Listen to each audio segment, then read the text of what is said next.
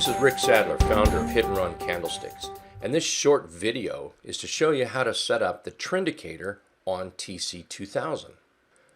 I've been asked by TC2000 users all around the world, how did I get those red and green dots on my TC2000 chart? So I thought I'd put together a short video and show you just how to do that. First things first, we call the red-green dots the Trendicator, and sometimes I refer to it as the red-green line. So you've got the red dots moving down, and you've got the green dots moving up. The Trendicator is simply a moving trend line. That's all it is. Just simply a moving trend line that moves with price up, down, or sideways. And to be more exact, it's actually just a moving average. So in this video, I'll be showing you how to completely set up the Trendicator or the red-green line, whichever you prefer to call it. Whether you use or you don't use TC2000, I've posted a link below if you'd like to learn more about TC2000 charting software. I personally have been using TC2000 for 30 years plus, and I truly believe it's the best charting software in the world. And when it comes to the TC2000 tutorial program, I would rate it as a 10.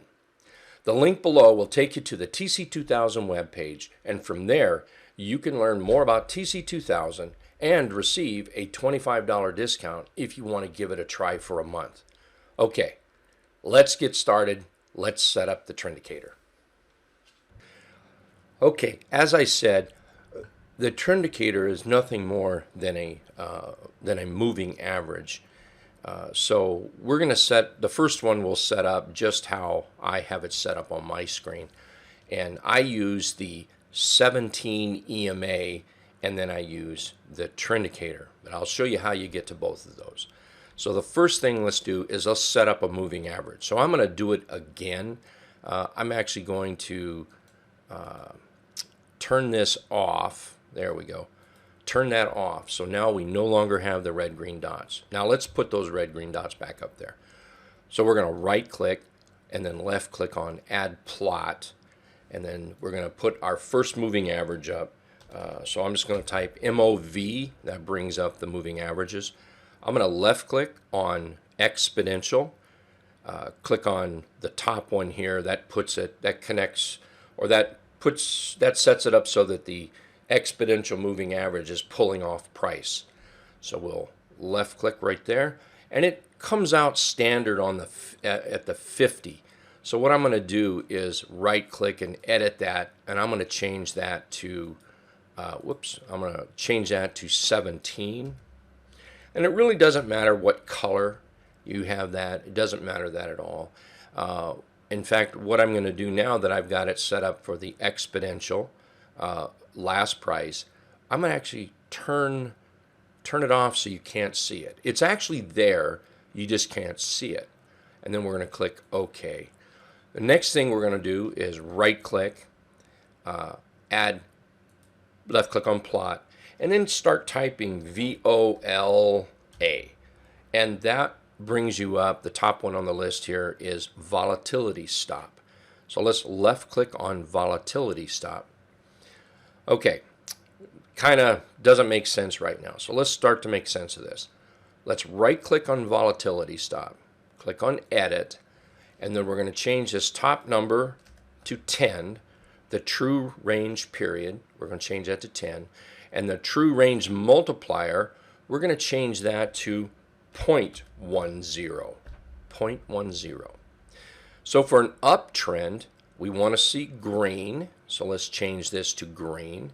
And then for a downtrend, we want to see red, just like that. And there we go. And under price, under data source, we want to change this to the 17 EMA. 17 EMA. Right there. And see, then click OK. You see how that just turns everything to the red-green line? And it is nothing more than the 17 exponential moving average. We can actually turn that back on, and you can see how the line just cuts through the green dots, the red dots. It's nothing more than the 17 exponential. Now let's just turn this off again, and let me show you something. Maybe you don't want to use the 17 exponential. Maybe you'd like to use the 50-day simple. So let's right click, left click on add plot, type in moving average again. This time let's go to moving average simple. Click on the top line there. I'm using Apple as the chart today. So let's just click on Apple.